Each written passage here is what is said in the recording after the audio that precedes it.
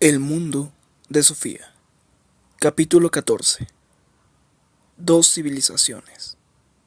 Solamente así evitarás flotar en el vacío. Ya no queda mucho para que nos veamos, mi querida Sofía. Contaba con que volvieras a la cabaña del mayor, por eso dejé allí todas las postales del padre de Hyde. Era la única manera de que Hyde las recibiera. No te esfuerces en averiguar cómo podrás hacérselas llegar. Habrán pasado muchas cosas antes del 15 de junio. Hemos visto cómo los filósofos del helenismo desmenuzaban a los viejos filósofos griegos.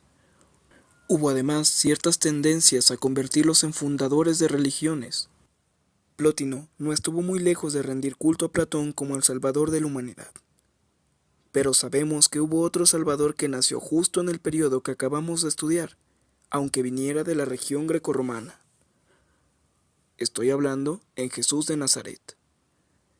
En este capítulo veremos cómo el cristianismo fue penetrando poco a poco en el mundo grecorromano, más o menos de la misma manera en que el mundo de Hyde ha comenzado a penetrar en nuestro mundo. Jesús era judío, y los judíos pertenecen a la civilización semítica. Los griegos y los romanos pertenecen a la civilización indoeuropea. Por lo tanto, podemos constatar que la civilización europea tiene dos raíces. Antes de examinar más de cerca cómo el cristianismo se va mezclando poco a poco con la cultura grecorromana, veamos las dos raíces. Indoeuropeos. Por indoeuropeo entendemos todos los países y culturas que hablan lenguas indoeuropeas. Todas las lenguas europeas, excepto las ugrofinesas, lapón, finés, estoniano y húngaro, y el vascuence, son indoeuropeas. También la mayor parte de las lenguas índicas e iraníes pertenecen a la familia lingüística indoeuropea. Hace 4000 años, los indoeuropeos primitivos habitaron las regiones alrededor del Mar Negro y del Mar Caspio.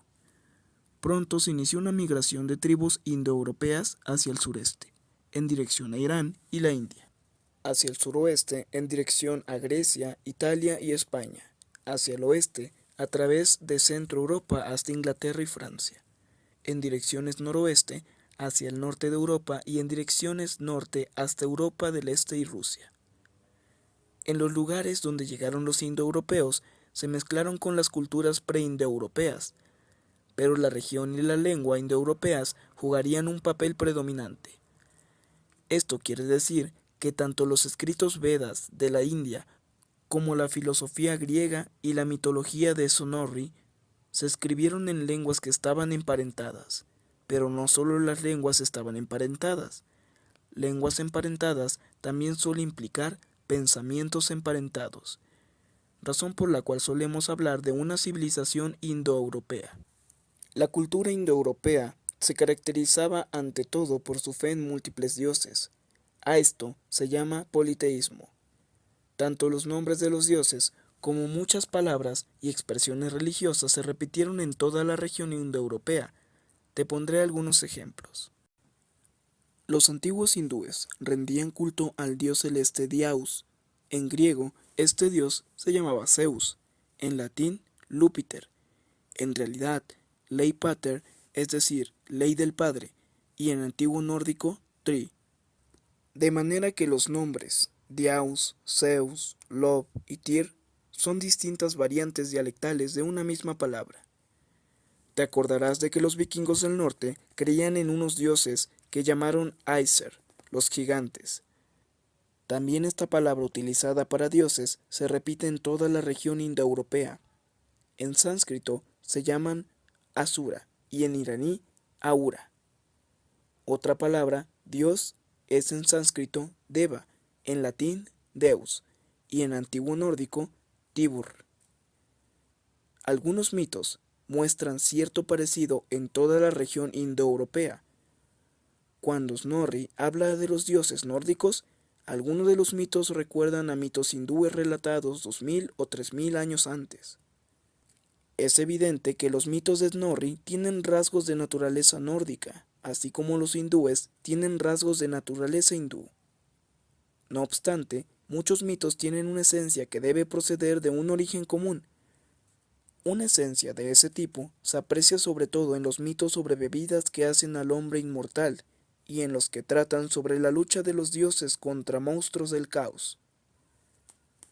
También en la manera de pensar vemos muchas semejanzas entre las culturas indoeuropeas. Un típico rasgo común es el concebir el mundo como un drama entre las fuerzas del bien y las fuerzas del mal. Por esa razón, los indoeuropeos han tenido una fuerte tendencia a querer prever el destino del mundo. Podemos decir que no es una casualidad el que la filosofía griega surgiera precisamente en la región indoeuropea. Tanto la mitología hindú como la griega y la nórdica muestran evidentes atisbos de una visión filosófica o especulativa. Los indoeuropeos intentaron conseguir verdaderos conocimientos sobre el ciclo de la naturaleza. De hecho, podemos seguir una determinada palabra que significa conocimiento o sabiduría, de cultura en cultura por toda la región indoeuropea. En sánscrito se llama vidya. La palabra es idéntica a la griega ide, que juega, como recordarás, un papel importante en la filosofía de Platón. Del latín conocemos la palabra video, que entre los romanos simplemente significaba ver. En nuestros días, ver ha venido a ser una palabra equivalente a mirar fijamente una pantalla de televisión. En inglés conocemos las palabras como wis y wisdom, sabiduría. En alemán, wissen, saber, conocimiento. En noruego tenemos la palabra viten, que tiene la misma raíz que la palabra hindú, vidya, la griega ide y la latina video. Como regla general, podemos constatar que la visión era el sentido más importante de los indoeuropeos, pues la literatura de los hindúes y griegos, iraníes y germanos ha estado caracterizada por las grandes visiones cósmicas. ¿Ves? Ahí tienes la palabra otra vez. La palabra visión está formada precisamente a partir del verbo latino video. Las culturas indoeuropeas se han caracterizado también por la tendencia a crear imágenes y esculturas de sus dioses y de lo que relataban los mitos. Finalmente, los indoeuropeos tienen una visión cíclica de la historia. Esto quiere decir que ven a la historia como algo que da vueltas, que avanza en ciclos de la misma manera que las estaciones del año, lo que quiere decir que, en realidad, no hay ningún principio o fin de la historia. A menudo se habla de mundos diferentes que surgen y desaparecen, en un entorno de intercambio entre nacimiento y muerte. Las dos grandes religiones orientales, el hinduismo y el budismo, tienen origen indoeuropeo. También lo tiene la filosofía griega, y podemos observar muchos paralelos entre el hinduismo y el budismo, por un lado, y la filosofía griega por el otro. Incluso hoy en día, tanto el hinduismo como el budismo están fuertemente caracterizados por la reflexión filosófica. Ocurre a menudo que en el budismo y en el hinduismo se subraya lo divino como presente en todo, panteísmo, y que el ser humano puede lograr la unidad con Dios mediante los conocimientos religiosos. Acuérdate de Plótino, Sofía. Para conseguir esta unidad, se requiere de una gran contemplación o meditación. Por lo tanto, puede que en el Oriente la pasividad o el recogimiento sea un ideal religioso. También en la religión griega había muchos que opinaban que el hombre debía vivir en ascetismo o retiro religioso para salvar el alma. Diversos aspectos de los conventos medievales tienen sus raíces en ideas de este tipo del mundo grecorromano. En muchas culturas indoeuropeas también ha jugado un papel básico la fe en la transmigración de las almas. Durante más de 2500 años, el objetivo del hindú ha sido salvarse de las transmigraciones de las almas. Recordemos que también Platón creía en esta transmigración. Los semitas. Hablemos de los semitas, Sofía. Pertenecen a otra civilización con un idioma completamente diferente. Los semitas vienen originariamente de la península arábiga, pero la civilización semita se ha extendido por muchas partes del mundo. Durante más de 2000 años, muchos judíos han vivido lejos de su patria de origen. Donde más lejos de sus raíces geográficas han llegado, la historia y la religión semitas ha sido a través del cristianismo. La cultura semita también ha llegado lejos mediante la extensión del Islam. Las tres religiones occidentales, el judaísmo, el cristianismo y el islam, tienen bases semitas. El libro sagrado de los musulmanes, el Corán y el Antiguo Testamento están escritos en lenguas semíticas emparentadas. Una de las palabras para Dios que aparece en el Antiguo Testamento tiene la misma raíz lingüística que la palabra Alá de los musulmanes. La palabra Alá significa simplemente Dios. En lo que se refiere al cristianismo, la situación es más compleja. También el cristianismo tiene raíces semíticas, claro está, pero el Nuevo Testamento fue escrito en griego y por consiguiente la teología cristiana estaría en su configuración fuertemente marcada por las lenguas griega y latina, y con ello también por la filosofía helenística. Hemos dicho que los indoeuropeos creían en muchos dioses distintos.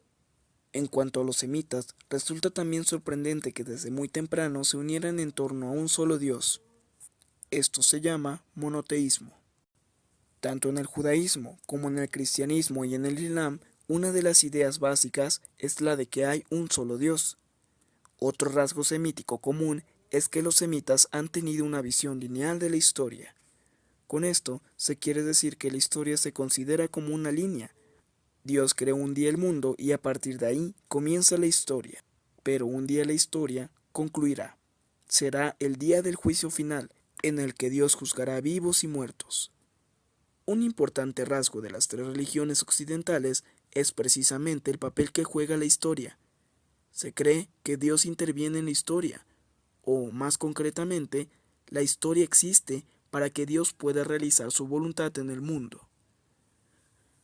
De la misma manera que llevó a Abraham a la tierra prometida, dirige la vida de los seres humanos a través de la historia, y hasta el día del juicio final en que todo el mal será destruido. Debido a la gran importancia que los semitas atribuyen a las actividades desarrolladas por Dios en la historia, se han preocupado durante miles de años en escribir historia. Precisamente, las raíces históricas constituyen el núcleo de las escrituras sagradas. Todavía hoy en día, Jerusalén es un importante centro religioso para judíos, cristianos y musulmanes, lo cual también nos dice algo sobre las bases históricas comunes entre estas tres religiones. En esta ciudad hay importantes sinagogas judías, iglesias cristianas y mezquitas islámicas. Precisamente por eso resulta tan trágico que justamente Jerusalén se haya convertido en una manzana de la discordia, en el sentido de que la gente se mata a millares porque no es capaz de ponerse de acuerdo sobre quién debe ostentar la soberanía en la ciudad eterna. Ojalá las Naciones Unidas lleguen algún día a convertir Jerusalén en un lugar de encuentro de las tres religiones. Por ahora, no diré nada más de la parte práctica del curso de filosofía. Eso lo dejamos en su totalidad al padre de Jael, pues supongo que ya te habrás dado cuenta de que él es observador de las Naciones Unidas en el Líbano. Para ser más preciso, puedo decirte que presta sus servicios como mayor. Si estás empezando a intuir cierta coherencia en todo esto, vas por buen camino. Por otra parte, no debemos anticiparnos a los hechos. Hemos dicho que el sentido más importante entre los indoeuropeos era la visión. Igual de importante para los semitas el oído. No es casualidad que el credo judío empiece con las palabras «Escucha, Israel». En el Antiguo Testamento leemos que los hombres escuchaban la palabra de Dios, y los profetas judíos suelen iniciar su predicción con la fórmula «Así dice Jehová, Dios». También el cristianismo atribuye mucha importancia a escuchar la palabra de Dios, y los oficios de las tres regiones occidentales se caracterizan por la lectura de voz alta, o la recitación. También he dicho que los indoeuropeos han construido siempre imágenes y esculturas de sus dioses.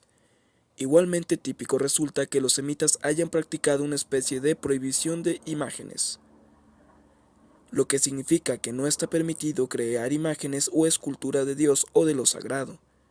De hecho, en el Antiguo Testamento se dice que los hombres no deben crear ninguna imagen de Dios. Esta prohibición sigue vigente hoy en día tanto en el judaísmo como en el islam. En el Islam existe incluso una animosidad general contra las fotografías y artes plásticas, porque los hombres no deben competir con Dios en lo que se refiere a la creación de algo.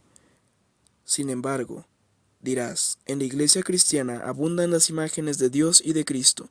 Es cierto, Sofía, pero eso es justamente un ejemplo de la influencia del mundo grecorromano en el cristianismo. En la Iglesia Ortodoxa, es decir, en Rusia y Grecia, sigue estando prohibido hacer imágenes talladas, es decir, esculturas y crucifijos de la historia de la Biblia.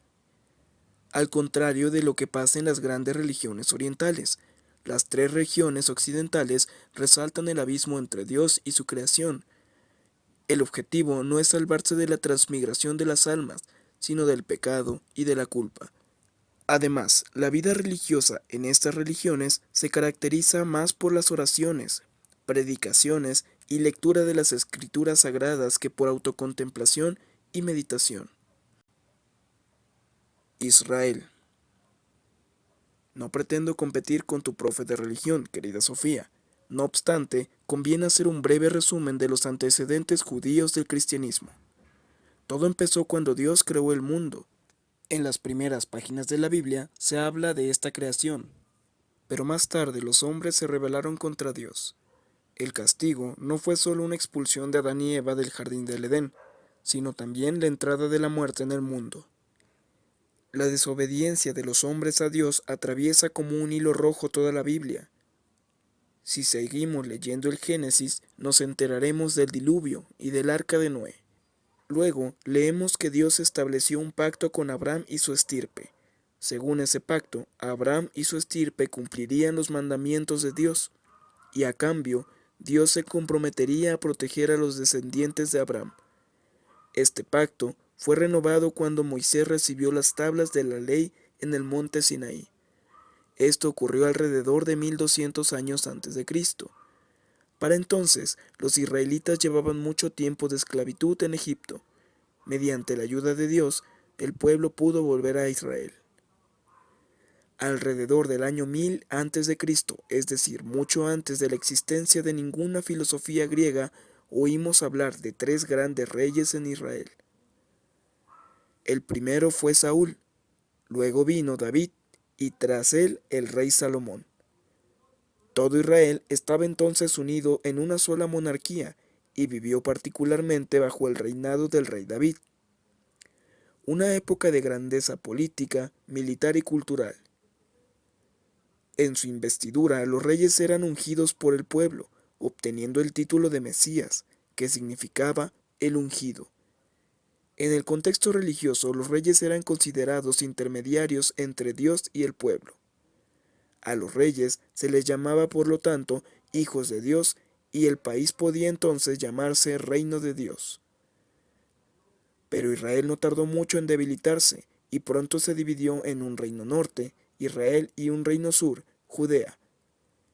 En el año 722, el reino norte fue invadido por los asirios, y perdió toda importancia política y religiosa. No les fue mejor a los del reino del sur, que fue conquistado por los babilonios en el año 586.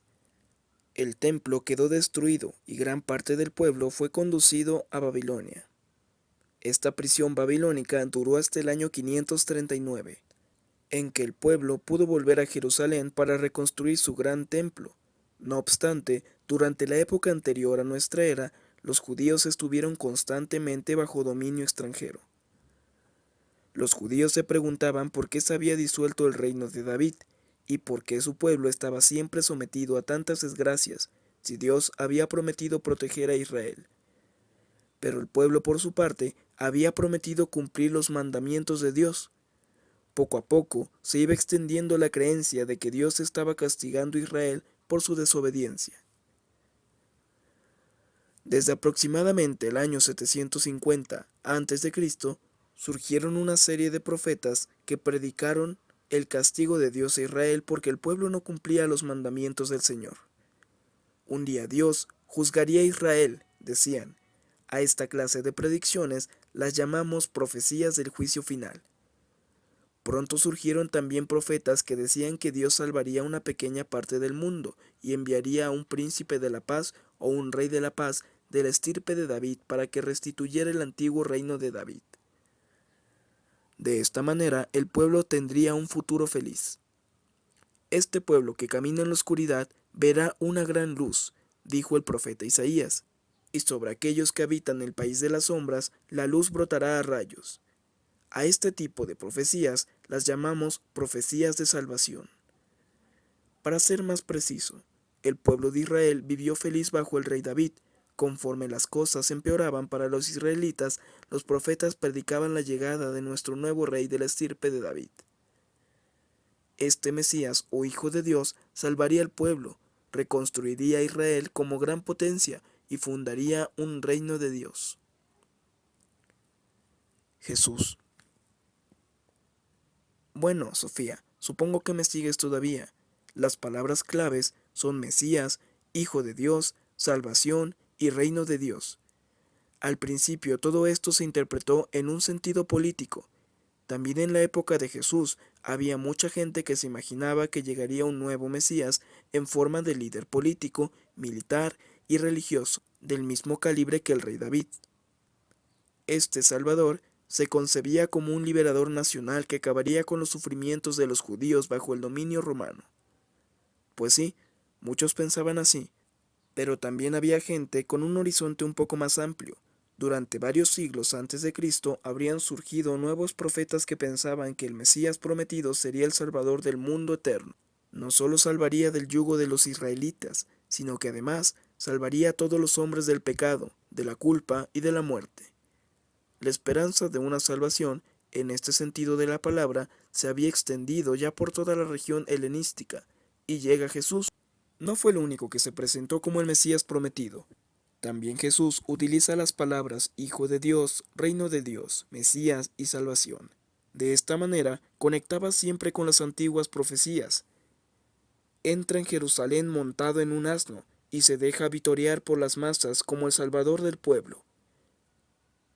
De esta manera alude directamente al modo en que fueron instaurados en el trono los antiguos reyes, mediante un típico retiro de su vida al trono. También se deja ungir por el pueblo. Ha llegado la hora, dice. El reino de Dios está próximo. Todo esto es muy importante. Ahora debes seguirme muy de cerca.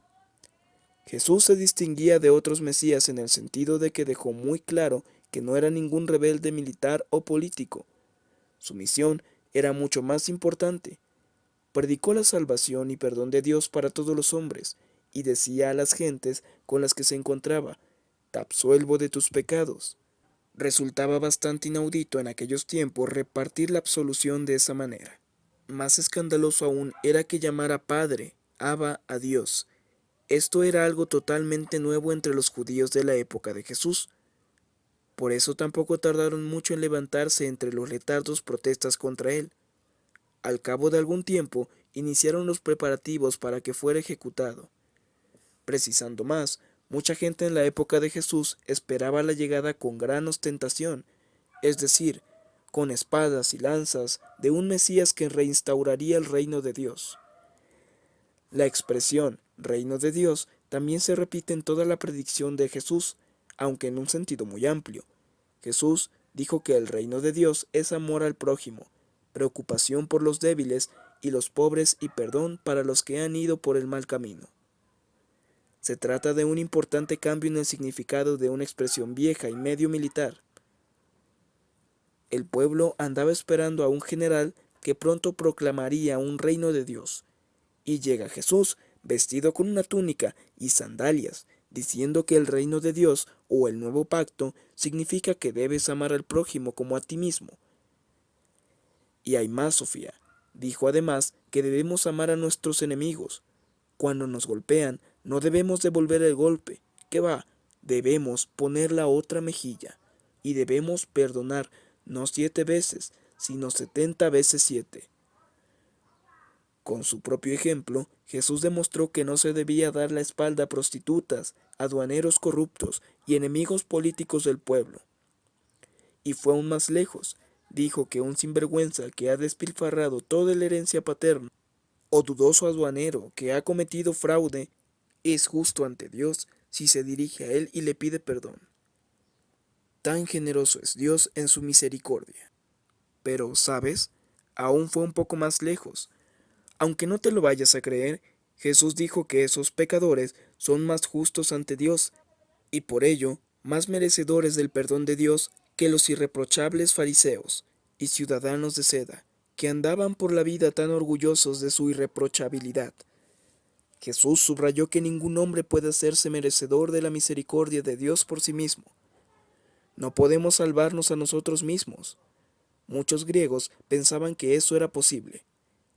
Cuando Jesús predica las severas exigencias éticas en el Sermón de la Montaña, no lo hace solo para mostrar lo que es la voluntad de Dios, sino también para mostrarnos que ningún hombre es justo ante Dios. La misericordia de Dios no tiene límites, pero es preciso que nos dirijamos a Dios suplicando su perdón. Dejo a tu profesor de religión profundizar en el personaje de Jesús y en sus palabras. Tu profesor tiene una enorme tarea. Espero que logre haceros comprender qué persona tan especial era Jesús. Utiliza genialmente el lenguaje de la época, llenando a la vez de nuevo y más amplio contenido las viejas consignas. No es de extrañar que acabara en la cruz. Su mensaje radical de salvación rompía con tantos intereses y posiciones de poder que fue necesario quitarlo de en medio. Al hablar de Sócrates, vimos lo peligroso que es apelar a la sensatez de las personas. En Jesús vemos lo peligroso que puede resultar exigir un incondicional amor al prójimo e igualmente incondicional perdón. Incluso, en nuestros días vemos cómo tiemblan los cimientos de ciertos estados poderosos cuando se encuentran ante sencillas exigencias de paz, amor, alimento para los pobres y perdón para los enemigos del Estado. Acuérdate de lo indignado que estaba Platón porque el hombre más justo de Atenas tuviera que pagar con su vida. Según el cristianismo, Jesús era la persona más justa que había existido. Según el cristianismo, murió por los hombres. Es lo que se suele llamar la muerte redentora de Jesús. Él fue el servidor que padeció, que asumió la culpa de todos los hombres para que pudiéramos reconciliarnos con Dios y salvarnos de su castigo. Pablo. A los pocos días de la crucifixión y entierro de Jesús, comenzaron a correr rumores de que había resucitado. De esa manera, demostró que era algo más que un hombre. Fue así como demostró que era en verdad el Hijo de Dios. Se puede decir que la Iglesia cristiana inicia ya en la mañana del domingo de Pascua los rumores sobre su resurrección. Pablo puntualiza: si Cristo no ha resucitado, nuestro mensaje no es nada y nuestra fe no tiene sentido. Ahora, todos los hombres podían tener la esperanza de la resurrección de la carne, pues Jesús fue crucificado precisamente para salvarnos a nosotros. Y ahora, querida Sofía, debes darte cuenta de que los judíos no trataban el tema de la inmortalidad del alma, o de alguna forma de transmigración de las almas, que eran ideas griegas y por lo tanto indoeuropeas. Según el cristianismo, no hay nada en el hombre, tampoco su alma, que sea inmortal en sí. La Iglesia cree en la resurrección del cuerpo y en la vida eterna, pero es precisamente el milagro obrado por Dios el que nos salva de la muerte y de la perdición. No se debe a nuestro propio mérito y tampoco se debe a ninguna calidad natural o innata. Los primeros cristianos comenzaron a difundir el alegre mensaje de la salvación mediante la fe de Jesucristo. El reino de Dios estaba a punto de emerger a través de sus obras de salvación. Ahora el mundo entero podía ser conquistado para Cristo. La palabra Cristo es una traducción griega de la palabra judía Mesías y significa por consiguiente el ungido.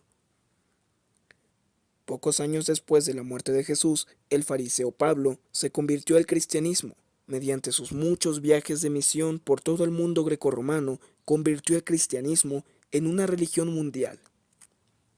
Sobre esto podemos leer en los Hechos de los Apóstoles. Por las muchas cartas que Pablo escribió a las primeras comunidades cristianas, conocemos su predicación y sus consejos para los cristianos. Más tarde, apareció en Atenas. Fue directamente a la plaza de la capital de la filosofía. Se dice que estaba escandalizado de ver la ciudad llena de imágenes paganas. Visitó la sinagoga judía y conversó con algunos filósofos estoicos y epicúreos. Estos le llevaron al monte Areópago y le dijeron: ¿podemos saber qué doctrina nueva nos enseñas? Oímos hablar de cosas extrañas. Nos gustaría saber de qué se trata. ¿Te lo imaginas, Sofía? Aparece un judío en la plaza de Atenas para hablar de un Salvador que fue crucificado y que luego resucitó. Ya en esta visita de Pablo a Atenas intuimos el fuerte choque entre la filosofía griega y la doctrina cristiana sobre la salvación, pero al parecer consigue hablar con los atenienses. De pie en el monte Areópago, es decir, bajo los grandiosos templos de la Acrópolis, pronunció el siguiente discurso. Atenienses, empezó, por todo, veo que sois muy religiosos. Al recorrer vuestra ciudad y contemplar vuestros santuarios, me he encontrado un altar con esta inscripción: a un Dios desconocido. Pues bien, lo que veráis sin conocer, eso es lo que yo os vengo a anunciar: el Dios que creó el mundo y todo lo que hay en él, el que reina sobre el cielo y la tierra, no vive en templos levantados por las manos de los hombres, tampoco tiene necesidad de nada de lo que las manos de los hombres le puedan ofrecer, pues es Él el que da la vida, el aliento y todas las cosas a los hombres. Permitió que todos los pueblos que procedan de un solo hombre habitasen por toda la tierra, determinando los tiempos y los límites de su morada, para que buscaran a Dios, para que pudieran sentirle y encontrarle, porque Él no está lejos de ninguno de nosotros, porque en Él vivimos, en Él nos movemos y existimos, como alguno de vuestros poetas ha dicho también, porque somos de su estirpe. Precisamente porque somos de la estirpe de Dios, no debemos pensar que la divinidad se parece a una imagen de oro, o plata o piedra, hecha por el arte o el pensamiento de los hombres. Dios ha tolerado estos tiempos de ignorancia, pero ahora ordena a todos los hombres, estén donde estén, que den la vuelta, porque Él ha fijado ya un día en el que juzgará al mundo con justicia, y para eso ha elegido un hombre. Lo ha acreditado ante todos al resucitarle de entre los muertos. Pablo en Atenas, Sofía. Estamos hablando de cómo el cristianismo comienza a infiltrarse en el mundo grecorromano como algo distinto, como algo diferente a la filosofía epicúrea, estoica o neoplatónica. No obstante, Pablo encuentra al fin y al cabo una base en esta cultura. Señala que la búsqueda de Dios es algo inherente al género humano. Esto no representaba nada nuevo para los griegos. Lo nuevo de la predicación de Pablo es que Dios se ha revelado ante los seres humanos e ido a su encuentro. No es pues solamente un Dios filosófico, al que todos los hombres pueden intentar alcanzar con su mente. Tampoco se parecen a una imagen de oro, plata o de piedra, de esta clase de dioses que había de sobra arriba de la Acrópolis y abajo de la gran plaza. Pero Dios no habita en templos levantados por manos humanas. Es un Dios personal que interviene en la historia, que muere en la cruz por culpa de los hombres. En los Hechos de los Apóstoles se dice que después del discurso de Pablo en el Areópago, había gente que se burlaba de él por lo que había dicho sobre la resurrección de Jesucristo de entre los muertos. Pero algunos entre el público también dijeron: nos gustaría oírte hablar más sobre eso en otra ocasión. Algunos se unieron a Pablo y comenzaron a creer en el cristianismo. Uno de ellos era una mujer, Damaris, hecho que hay que tener en cuenta, pues hubo muchas mujeres que se convirtieron al cristianismo. Y Pablo continuó sus actividades misioneras. Poco tiempo después de la muerte de Jesús, ya había comunidades cristianas en todas las ciudades importantes griegas y romanas, tales como Atenas, Roma, Alejandría, Éfeso y Corinto. En el transcurso de 300 o 400 años, todo el mundo helenístico se había cristianizado. Credo. No solo como misionero tuvo Pablo una importancia crucial en el cristianismo, también tuvo una enorme influencia en el interior de las comunidades cristianas, ya que había una gran necesidad de orientación espiritual. Una importante cuestión en los años que siguieron a la muerte de Jesús fue la de saber si los que no eran judíos podían ser cristianos sin antes pasar por el judaísmo. ¿Deberían, por ejemplo, un griego cumplir la ley mosaica? Pablo pensaba que no era necesario, pues el cristianismo era algo más que una secta judía. Dirigía a todos los hombres a un mensaje universal de salvación. El viejo pacto entre Dios e Israel había sido sustituido por el nuevo pacto establecido por Jesús entre Dios y todos los hombres. Pero el cristianismo no fue la única religión nueva en esa época. Hemos visto ya que en el helenismo se caracterizaba por mezcolanzas de religiones. Era por lo tanto importante para la Iglesia cristiana llegar a un escueto resumen de lo que era la doctrina cristiana. Esto era importante para delimitarla respecto a otras religiones, así como para impedir una división dentro de la Iglesia cristiana. De esta forma surgieron los primeros credos. El credo resume los dogmas cristianos más importantes. Uno de esos importantes dogmas era que Jesús era Dios y hombre, es decir, no era solamente el Hijo de Dios en virtud de sus actos, era el mismo Dios, pero también era un verdadero hombre, que había compartido las condiciones de los hombres y que padeció verdaderamente en la cruz. Esto puede sonar a una contradicción, pero el mensaje de la Iglesia era precisamente que Dios se convirtió en hombre. Jesús no era un semidios, medio humano, medio divino. La fe en esos semidioses estaba bastante extendida en las religiones griegas y helenísticas. La Iglesia enseñó que Jesús era un Dios perfecto y un hombre perfecto. Post-scriptum. Intento contarte algo de las conexiones, querida Sofía.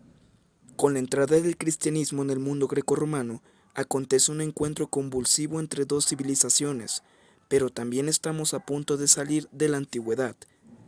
Desde los primeros filósofos griegos han pasado casi 1000 años. Por delante de nosotros tenemos toda la Edad Media cristiana, que también duró unos 1000 años. El autor alemán, Goethe, dijo en una ocasión que el que no sabe llevar su contabilidad por espacio de 3000 años se queda como un ignorante en la oscuridad y solo vive al día. No quiero que tú te encuentres entre ellos.